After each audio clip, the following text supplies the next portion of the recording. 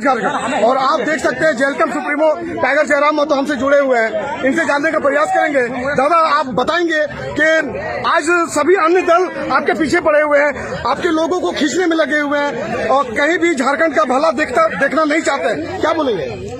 देखिए, हम जिस पॉलिटिक्स को लेकर आए हैं, मैं जिन विचारों के साथ राजनीति में कदम रखा हूं, इससे सभी लोग भयभीत हैं। मेरे विचार क्या हैं?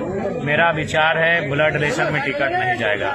नेता अपने बेटे को नेता बनाना चाहते हैं, अपनी बेटी को, अपनी पत्नी को नेता बनाना चाहते हैं। और अभी बीजेपी, कांग्रेस, जेएमएम तमाम पार्टियों ने अपने रिश्तेदारों को टिकट दिया है, तो इससे सभी पार्टियों की फजीयत होगी अगर हम स्थापित होंगे। तो हम चाहते हैं कि झारखंड की पॉलिटिक्स को सेंटर टू लेफ्ट लेके जाएं, यानी आम व्यक्ति तक। सेंटर यानी कुछ व्यक्ति से आम व्यक्ति तक लेके जाएं।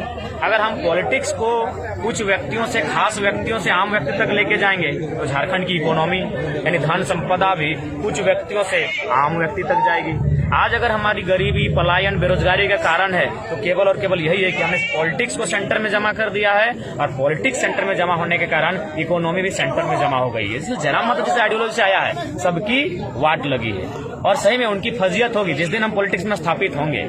और जैसा जैसा मेरा काम होगा, जैसा जैसा मेरा स्टेप होगा, उससे जो स्थापित नेता हैं उनको पेट में दर्द होगा, इसीलिए वो तोड़ मरोड़ रहे हैं। आज एक बात बताइए, पार्टी से छोड़ के चले जाना, किस पार्टी से छोड़ के लोग नहीं गए? चुनाव में अक्सर होता है, लेकिन आज केंद्र में कौन है? जयराम महतो। क्यों?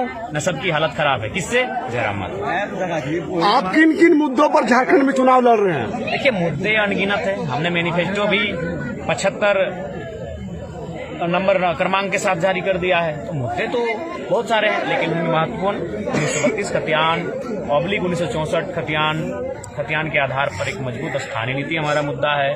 जीएम लैंड की रसीद कटवाना हमारा मुद्दा है। छात्रों के लिए नियमित परीक्षा लेना, कैलेंडर जारी करना, सिलेबस भी सरकार का होगा, ये हमारा मुद्दा है।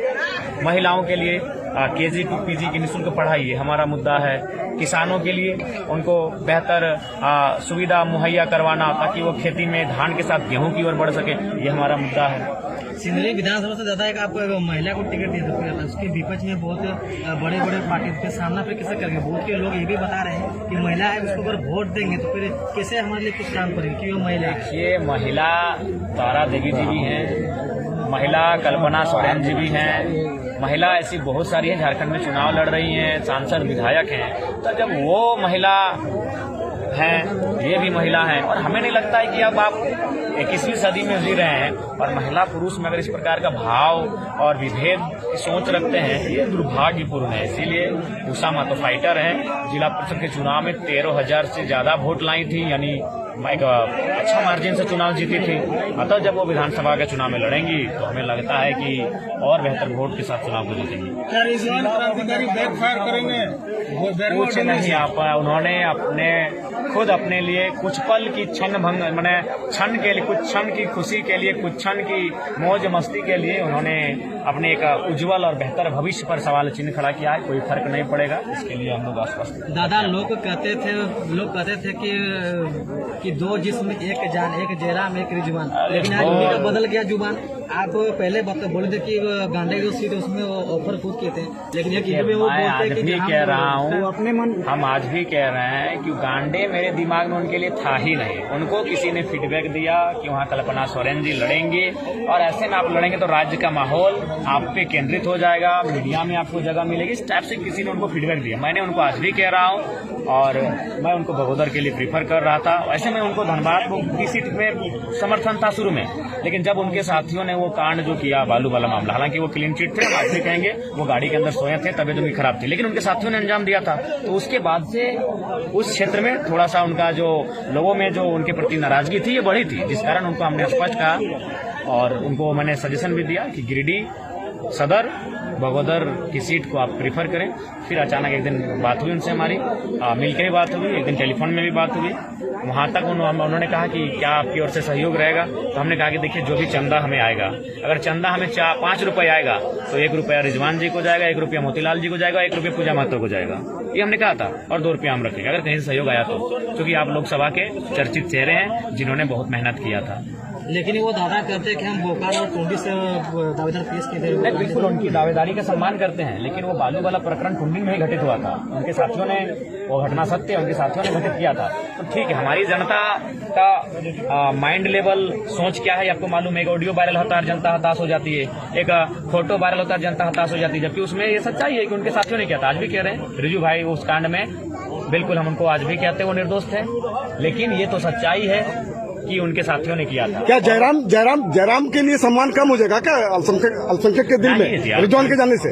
जबकि अल्पसंख्यक और गुस्से में है, क्योंकि उनके जाने से लोग कहीं ना कहीं अल्पसंख्यक समाज भी ये कह रहा है कि हम लोग हमें कहीं ऐसा ना दगा ना समझे, इसलिए हमारा एक साथी ने अगर दगा किया है तो बढ़ चढ़ के हम लोग हजारों आएंगे। सुनने में आता है हेमंत सोरेन तो झोला लेके बैठे हैं घर में, वो आपके लोगों को खरीदने के लिए। कहाँ तक सही है? अरे ठीक है, अगर आज ये अब रिजू भाई बोलेंगे हमने आपको उनको सम्मान क्या दिया, तो इतना सम्मान दिया कि डायरेक्ट डेली कोई ना कोई जाता है मिलने के लिए। उन्हीं के गांव में आजाद मुखिया है, पूछिएगा, जो 3 टर्म के मुखिया हैं, जेएमएम के वफादार सिपाही हैं, लेकिन आज तक मुख्यमंत्री से ठीक से मुखातिब नहीं हो पाए हैं। और आपका मुख्यमंत्री के बगल में खड़ा कर दिए उस शख्स का नाम जयराम मसूद है।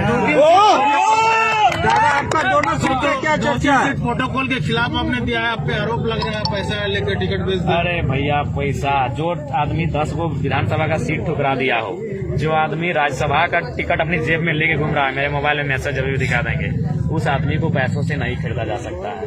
वो कोई करेंसी झारखंड में बनी नहीं है। हाँ, कहीं हमने समीकरण को साधा है, जहाँ हम लोग का लोकसभा में वोट कम आया था, उन्होंने वहाँ उस सीटों पे हम लोग प्रभावशाली व्यक्ति को लेके आए हैं, ये सत्य है। दादा बहुत तो ये भी बोलते हैं कि जयराम मातो दिखावा करते हैं, हर चीज का वीडियो बनाते हैं। हाँ, अरे महाराज, आप ही ना वीडियो बना रहे हैं, हम तो और भी चीज नहीं, हम कोई बना लेंगे, हम किसको बनाएंगे? मेरा सुनिए, आप भी जानते हैं कि हम जहाँ रहते हैं जनता के बीच रहते हैं। अब खा रहे हैं तो वीडियो बन गया, कहीं बैठे हैं तो वीडियो बन गया। हमारी आईडी से नहीं ना पोस्ट होता है महाराज, हमारी आईडी से पोस्ट होगा तो आप कहिएगा। और आप देखिए, हम तो आपको नहीं बोले कि हमारा बयान या वीडियो ले। आपको लगता है कि हम हमारे बयान को लेंगे, हमारे विचारों लोग तक पहुंचेंगे, आप लेने आए हैं। दादा, बेरमो और डुमरी के बारे में कुछ बताइए। बेरमो और डुमरी दोनों सीट को बेहतर तरीके से सुनिश्चित से जीत रहे हैं। और मैंने पहले ही कहा था, एक पहाड़ से, जंगल से, दूसरा कोयले की खदान से लड़ेंगे। हम अपने वचन पे कायम हैं। दादा कितना सीट निकलने वाले हैं आपका? बहुमत की सीट निकलेगी पोंगादा, बहुमत की मिर्जा विधानसभा में कैची छाप का जो सदस्य है उसका, और प्लस अशोक मंडल का जो सदस्य है, बीच में अपना मतलब समन्वय ठीक नहीं हो। देखिए, कॉम्बिनेशन के लिए आज हम आए थे। आज जो बैठक बुलाई गई थी कार्यकर्ता सम्मेलन, ये केवल और केवल समन्वय के लिए। चलिए, धन्यवाद।